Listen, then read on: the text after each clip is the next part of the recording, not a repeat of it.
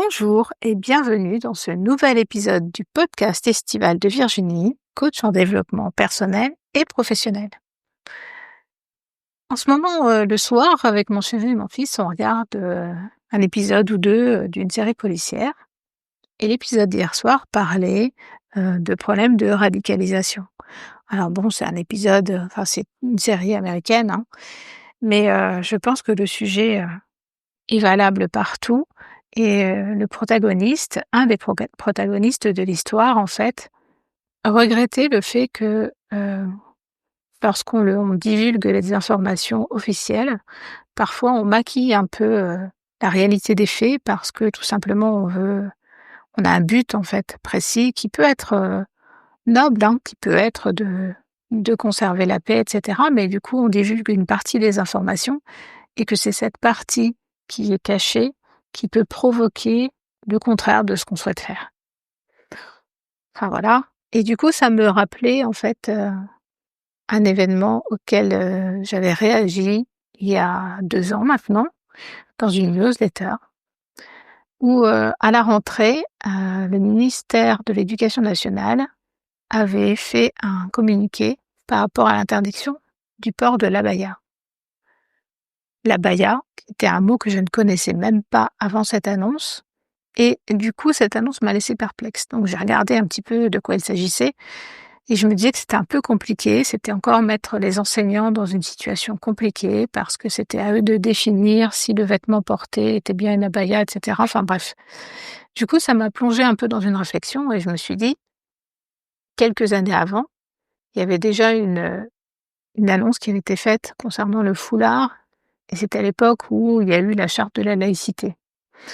Et à cette époque, j'étais prof des écoles, dans une école située en réseau d'éducation prioritaire, avec un public constitué de beaucoup de familles musulmanes. Et je me souviens avoir ressenti un malaise lorsque la question du voile, du foulard a été évoquée. Pour 2 raisons.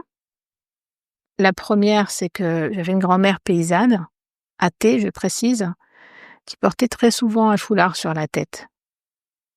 Comme ça se faisait beaucoup dans nos campagnes avant. Et les règles de politesse ou de bienséance incluent le fait de se découvrir lorsque l'on rentre dans une pièce, une salle de classe par exemple.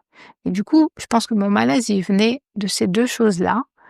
C'est-à-dire que le foulard, ça n'est pas une particularité des musulmans, déjà. Donc on a ramené en fait le port d'un vêtement à une religion. Et ensuite, se découvrir dans une classe, c'est une règle de politesse. Donc on a ramené de la religion pour parler de politesse. Bref, mon questionnement, c'était sur l'intérêt ou la pertinence de faire du port du voile à l'école un sujet qui concerne tout le monde. Et je me souviens que quand j'étais en classe de 4e, ça remonte un peu plus, je remonte dans le temps, un élève qui venait d'une école privée refusait de se soumettre à l'obligation de se découvrir pour entrer en classe. Il participait donc à certains cours avec son béret en début d'année, les professeurs n'ayant pas réussi à lui imposer de le retirer. Bien sûr, son attitude posait problème, tout comme l'attitude de la ou des jeunes filles qui portent un voile en classe s'il y en a eu. Mais personne à l'époque, je parle à l'époque quand j'étais en 4e, ne s'est imaginé qu'il appartenait à une quelconque organisation patriotique parce qu'il avait un béret sur la tête. C'était évidemment une attitude d'élève rebelle, assez classique à cet âge, tu en conviendras. Je ne comprenais pas pourquoi on faisait de cette affaire du foulard une affaire de religion. Je précise que je ne suis pas en faveur du port du voile, et surtout pas pour des jeunes filles scolarisées. Mais je ne voyais pas l'intérêt de l'interdire comme port de signes religieux ostentatoires. Il me semblait que le message qu'on adressait à ces jeunes filles n'était pas le bon. Un message général déplaçant le problème du respect chez les adolescents à un problème d'intégration de certains immigrés, parce qu'au final, c'est de cela qu'il a été question les semaines et les mois qui ont suivi. Et ça n'a pas été sans poser des problèmes supplémentaires qui n'existaient pas avant ces déclarations.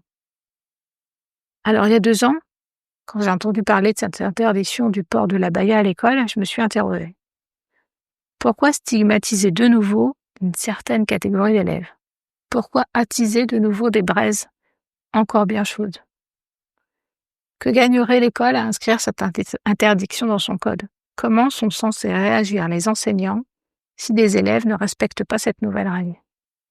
comment les enseignants reconnaîtraient-ils cette fameuse abaya?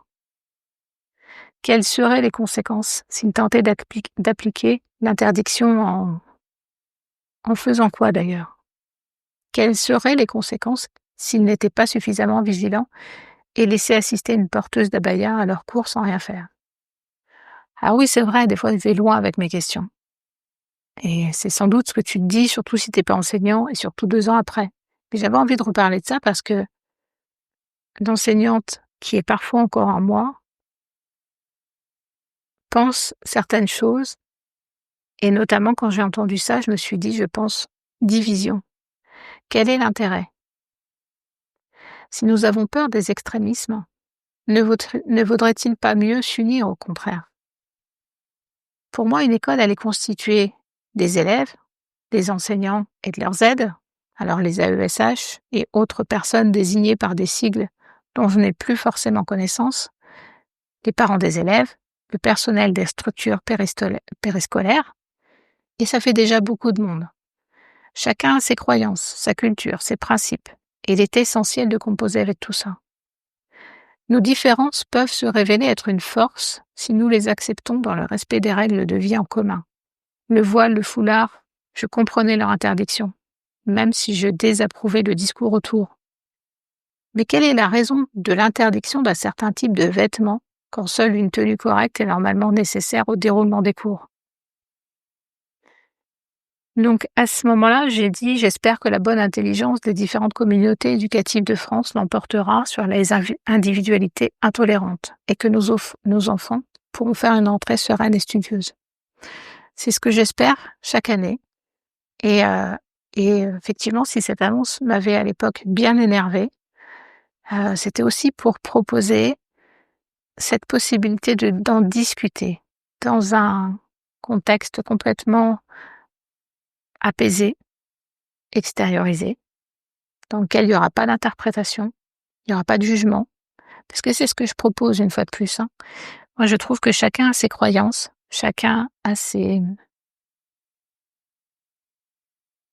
passé en fait, ses opinions, sa vie, ses difficultés, ses forces et je trouve que c'est important qu'on discute avec des choses posées.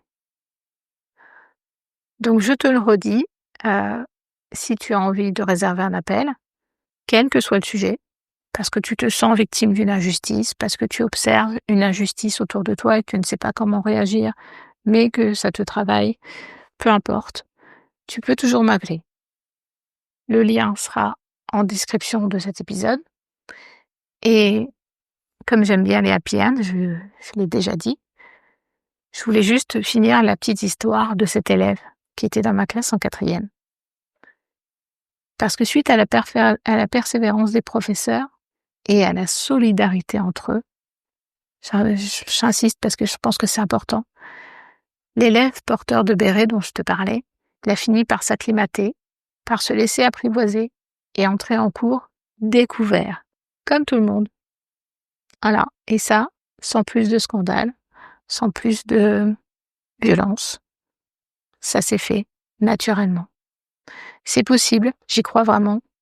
Donc voilà, sur cette happy end, je te souhaite une bonne journée, une bonne soirée ou une bonne nuit. Et je te dis à demain.